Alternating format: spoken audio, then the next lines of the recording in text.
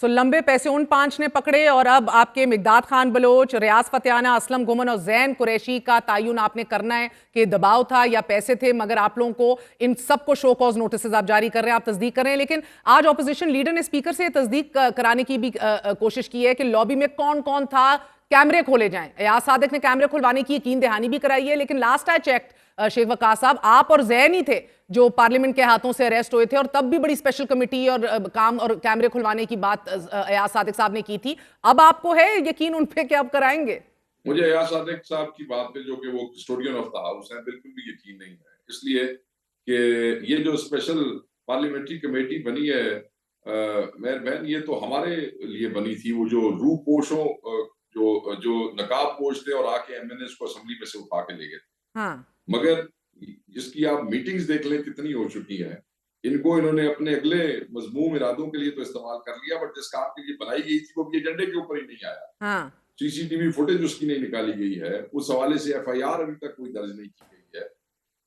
हम लोग तो 8-10 दिन जो है वो अंदर गुजार के आ गए, मगर जो हमारे साथ हुआ अब्डक्शन जो है नेशनल असेंबली के फ्लोर से, उस पर कुछ भी तो यार सादिक बेचारे या बेबस है या साथ मिला हुआ है, अल्लाह बेहतर जानता है। मगर मुझे उनकी किसी बात पे यकीन नहीं है, क्योंकि उनके इख्तियार में मुझे लगता है कुछ नहीं है। जब बंदे के इख्तियार में कुछ ना हो तो बस ठीक है, फिर अच्छी अच्छी बातें ही होती हैं। और क्या होता है, वो आप बयान दिलवा दें इनसे जितने भी दिलवाने हैं। And lastly sir, Tehreek Insaf की मुझे स्ट्रैटेजी नहीं समझ आ रही सर। एक तो आपके अंदर से लोग बिखरे भी हैं, दबाव में भी आ रहे हैं, यानी कि मजे ही आ रहे हैं सबके सर। जो भी एक चीज हो, अपने स्टॉलवर्ड्स के बच्चे जो हैं आप उनके ऊपर शक कर रहे हैं, जो 1.5 साल जेल में। अब तहरीक इंसाफ ने अगरचे आज भी पार्लियामानी कमेटी के लिए अपने नुमाइंदों को नामजद किया पहले, उसके बाद नाम लास्ट मिनट खींच लिए, इसी तरह कंफ्यूजन रही सर। आप लोग पूरी एक बहस के अंदर हिस्सा रहे, आप लोग स्पेशल कमेटी के अंदर भी अपनी गुफ्तशनीद करते रहे डोगर साहब के थ्रू, आप मौलाना साहब को भी इंगेज करते रहे, और एंड में आके आपने कहा ये तो फॉर्म 47 की हुकूमत है, ये पास नहीं कर सकती। What is the confusion in your rank and file? जब हमने मौलाना से एंगेजमेंट शुरू की तो वो एंगेजमेंट हमने उनको कायल करने के लिए शुरू की कि आप किसी तरीके से मेहरबानी फरमाएं, आप अपोजिशन है, हमारे साथ हैं, आप वोट न करें इस आईनी तरमीम में। उस हवाले से फिर मुशावरत शुरू हुई, फिर मुसवदे हमने देखे, और हमारी असिस्टेंट की वजह से पहले मुदद्दे से लेके 10 चौथे मुसवदे तक बहुत सी चीजें टोन डाउन हुई। But at the end of the day हमारा स्टांस जो था वो प्रिंसिपल स्टांस था कि ये लेजिटिमेट है, नामुकम्मल ऐवान है, ये वजीर आजम को इख्तियार देना चाहते हैं जुडिशरी के ऊपर और चीफ जस्टिस को वो करने का, हम नहीं मानते इसको। और अब ये जो फैसला हुआ है, और इसमें हमने आईनी तरमीम की मुखालफत की है, खुल के की है।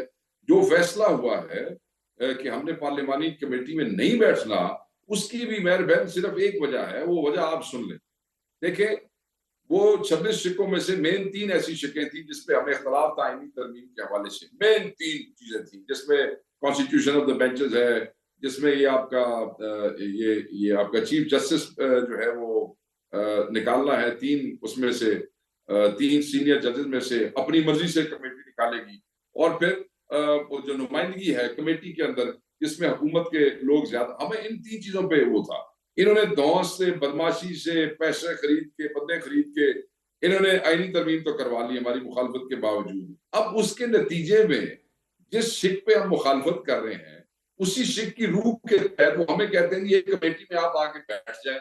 हम उस पर कैसे बैठ जाएं? हम पागल हैं? हमने जो हमारा principle, it's not about winning और losing a war, it's about principles.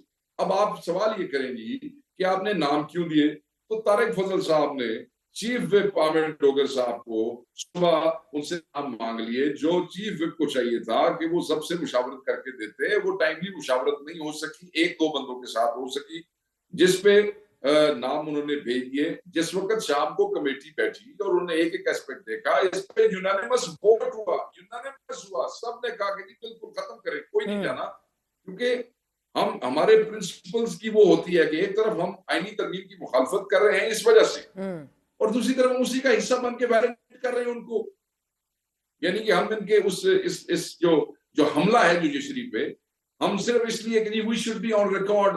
मैंने लोगों की बहसें सुनी है, वो जी हमें मैदान नहीं खाली छोड़ना चाहिए था, हमें रिकॉर्ड पे होना चाहिए था। यार कोई होश के ना खुल लो। एक तरफ आईनी तरमीम का मुखालफत करते हो इसी वजह से, और फिर जब वो तुम्हारे से बदमाशी से करवा लेते हैं उसका हिस्सा बन जाओगे जाके। So just to set the record straight, last question, आप लोग मौलाना साहब को आखिरी मिनट तक कायल कर रहे थे कि भाईजान वोट ना दें? बिल्कुल, बिल्कुल की जी। हल्फन की हमने कोशिश, और बड़ी हिम्मत की। वो कई चीजों पे हमें कायल करते रहे, और हम उन्हें कई जगहों पे मतलब कई जगहों पे क्या, हमारे जाने का मकसद ही यही था कि हम उन्हें कायल कर सकें। बहुत बहुत शुक्रिया।